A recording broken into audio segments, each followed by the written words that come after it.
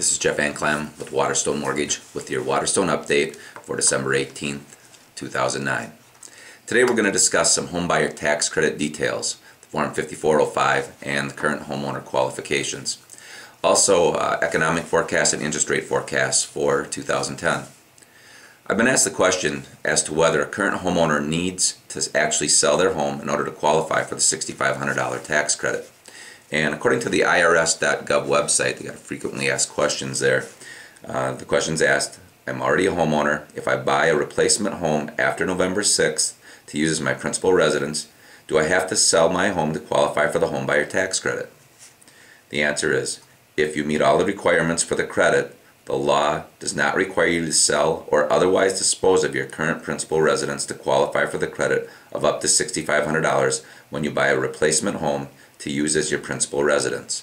Now, I'll qualify that. The person who does this, who doesn't sell their current home in order to purchase another home, will have to qualify for the mortgage with both payments. We used to be able to get around that a little bit if the home was pending sale, some of those kind of things. That's not the case anymore. However, it does not affect their qualification for the tax credit. So maybe you have somebody that's living in a duplex and they decide to to rent their half of the duplex out along with the other half and purchase maybe a single family home to move into to take advantage of the tax credit. They can do so. They do not have to sell that property as long as they're moving into a new primary residence to qualify for the tax credit. Also, the form that is used to monetize a tax credit, to put this money into their pocket now, they can actually do an amendment to their prior year's taxes, as opposed to, for example, waiting till maybe April to file their taxes and get that tax credit back, is Form 5405.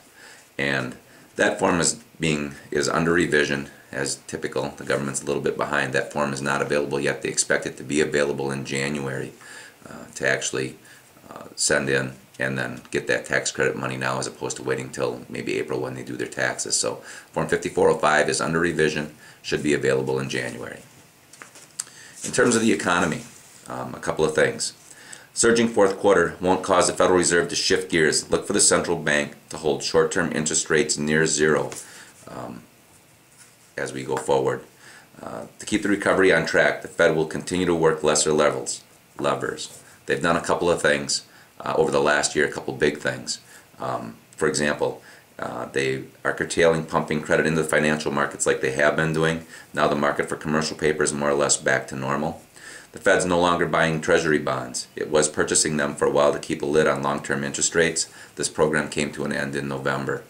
Also, as we discussed a little bit ago, come spring it plans to cease buying mortgage-backed securities if housing shows more signs of life. And that program is scheduled to come to an end at the end of March.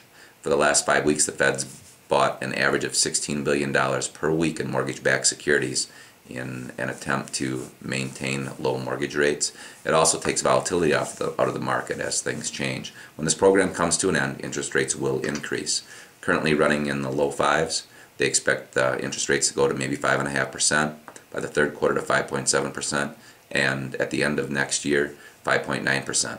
But let's face it, any 30-year fixed rate that has a 5 in front of it, 5.1 to 5.9, still a great interest rate.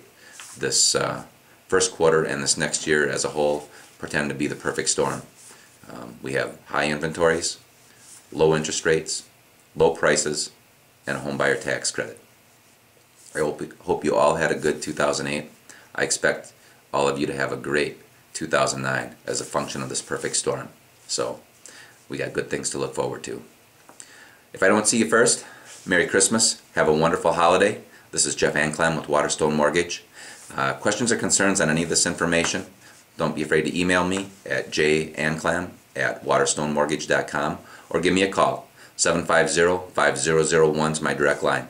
Thanks a lot. Hope to see you all soon.